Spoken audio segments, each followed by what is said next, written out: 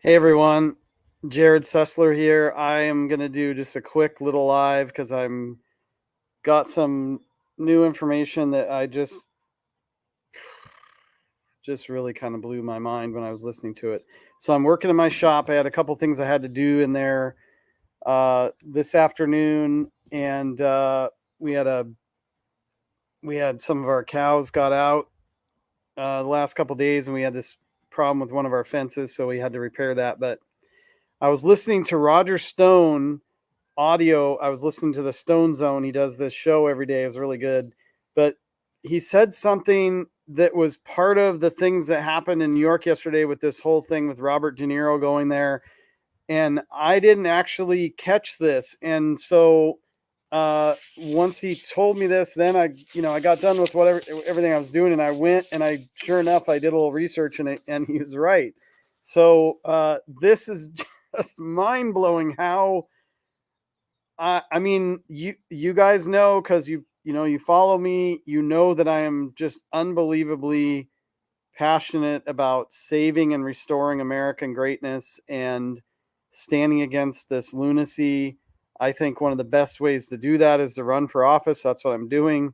But this is amazing. So, okay, Robert De Niro, we all know, was in New York yesterday, made a complete fool of himself, really. I have no respect for him, haven't for a long time. I think he's just totally out of pocket.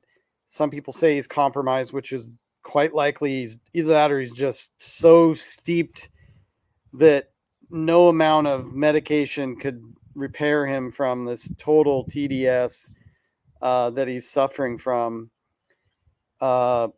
Anyway, while he was speaking in New York, he said that he was part of the Biden-Harris campaign.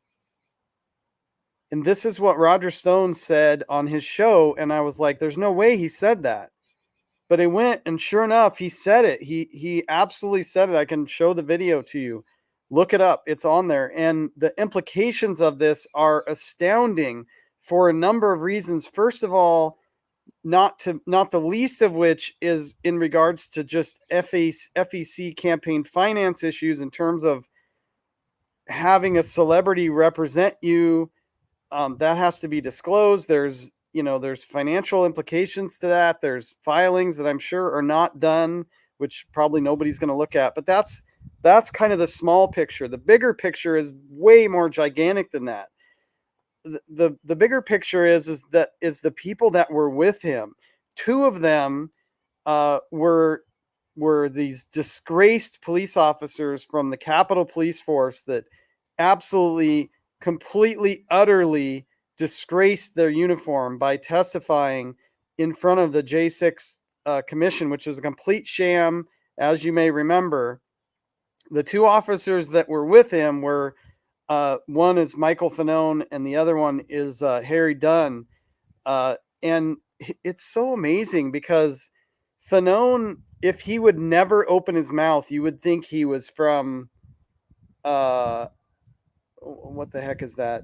Like he's some kind of a superhero or something. I mean, he's a good-looking guy. He's just like, you would think everything great about this guy. He's tough. He's a police officer, but then he opens his mouth and it's just senseless, and he's just a shill for the left. And if you watched his testimony during the J6 commission, it was filled with lies, for number one, that have been refuted with video footage that show what he said was a complete lie, and his own words even caught on other officers' audio, and then Harry Dunn, he's just this giant person, giant of a man. He could be part of the some superhero group too, but again, the same. Okay, so why do I mention those guys? Well, because you have to put this all in context, right? Robert De Niro comes out and says that he's part of the Biden-Harris campaign, and he's dumb enough, and the Biden-Harris administration or their campaign is dumb enough to send them to New York with two ex-Capitol police officers that testified in the J6 commission against President Trump. They're not from New York. They're from D.C. So it wasn't like, oh, he's coming to our town, we're going to appear with him or whatever. January 6th was a setup. The entire thing was a setup. You have to understand the whole landscape here in context. January 6th was intended to prevent President Trump from ever being elected as president again, because of the constitutional mandate that says that anyone in high office who is responsible for or participates in an insurrection is no longer eligible to be reelected or to be elected again without a supermajority of Congress to overcome that stipulation. That is why January 6th existed. The day that President Trump tweeted that they were going to gather, I think it was in early December, if I remember right.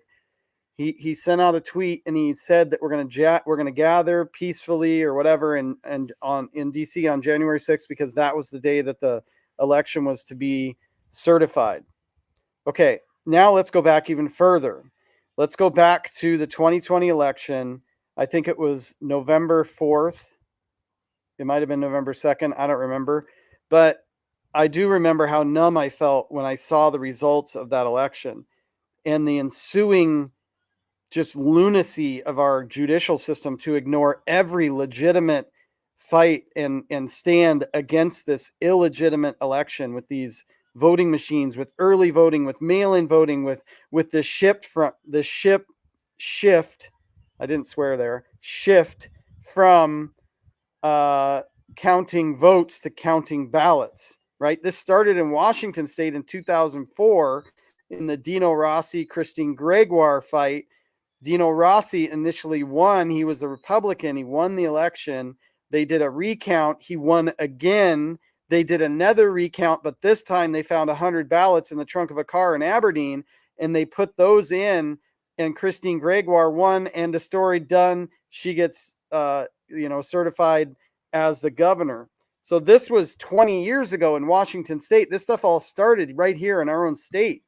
And so that's where I believe the shift from counting voters to counting ballots came from, because they stuffed the voter rolls with all these names. Now let's take one step further. We'll go total Ivan Raikin on this. Well, Ivan Raiklin in terms of the data. Now look at all the illegal immigrants, migrants, invaders that are coming across our border. At least 10 million just in the last year, right? Totally crazy. And they're just openly, you have Chuck Schumer doing a press conference saying how we need to allow these people to be citizens. They need a pathway to citizenship. We get all this stuff. Even back in Obama's days, go back to DACA, right? He illegitimately signed DACA as an executive order, which could only legally be done by Congress, but they didn't want to do that. They want all these people to be American citizens. Now, that's a whole different discussion in terms of whether or not that's right or wrong in terms of them wanting to be citizens. I personally believe that we should be recruiting the best to come to America, and that our desire should be to have an immigration system that suits the needs of our country, and secondarily giving people opportunities. But we should only be allowing people in that love the traditional American values that we stand for, that can truly pledge allegiance to our flag. We have elected officials in office who cannot pledge allegiance to the flag because of their religious beliefs. We have elected people in Congress who are tasked with the literally right authority collectively on the Constitution, who cannot and will not truthfully take an oath of office to defend the Constitution because their religious beliefs prevent them from doing so. And they prove it out every single day. So you just stack this all together. We have millions of illegal invaders that the left wants to turn into voters. We have stacked voter rolls. We have mail-in ballot systems. We have computer systems to count the ballots that we don't really see the software. In fact, they're very protective of that. They don't want anybody to be able to see the nitty-gritty of what's going on inside the software. They say they're not connected to the internet, but we have evidence that they are. We have an illegitimate 2020 election that cost President Trump, that cost Kari Lake in Arizona, that cost the guy that was running for governor in Pennsylvania. His name slips my mind right now, but it was clear, right? We go to bed at night in Pennsylvania. President Trump is 750,000 votes ahead. We sleep for 2 or 3 hours. We get up and they've declared Biden as the winner of Pennsylvania, and in Georgia with the trickling water that's supposedly this massive leak, and the suitcases under the tables pulled out for ballots, and shutting down the polls, and broken machines and polling stations in Arizona, preventing Kari Lake's voters from being able to vote for her. I mean, it just on and on and on. Everything, like blocking, not allowing poll watchers to watch the counting, just all this stuff, right? Just total and complete lunacy. In Georgia, they just came out and basically said they didn't have signature validation on something like 100 or 200,000 votes or something crazy like that. President Trump only lost Georgia by like teens, like it was, I don't know, remember 10 or 15,000 votes, or I think it was 12,000 votes or something crazy. And they have 100,000+ votes that weren't signature verified. So now let's just bring it back to yesterday. Robert De Niro, this just disgrace of a human being. He says he'll leave America along with some of these other loonies from Hollywood if President Trump gets reelected. Please just go, because we love traditional American values and we love people that love America. They love the land of opportunity, and that opportunity isn't free. And I know America has been great to me. I've worked my butt off my whole life, and it's been good. I'm not a political pundit. I'm never going to be a brainiac like Roger Stone or Larry Arnn or Victor David Hansen or Dennis Prager, but I'm just a regular American guy who has really lived the American dream. And we've been married. My wife and I have been married for 28 years. We raised and homeschooled 3 amazing kids that are just astounding human beings. They're grown now. And, I wanted to run for political office back when Obama was elected the second time, because I couldn't believe that we were going to continue to project such weakness on the national stage. I bet you that's part of the reason why President Trump, which by the way, President Trump endorsed me a few weeks ago. What a tremendous honor. Kash Patel endorsed me. Read his book, Government Gangsters, amazing book. General Flynn, go to flynnmovie.com. What an amazing story. And something we absolutely need to fight against, this judicial system that does not care about us.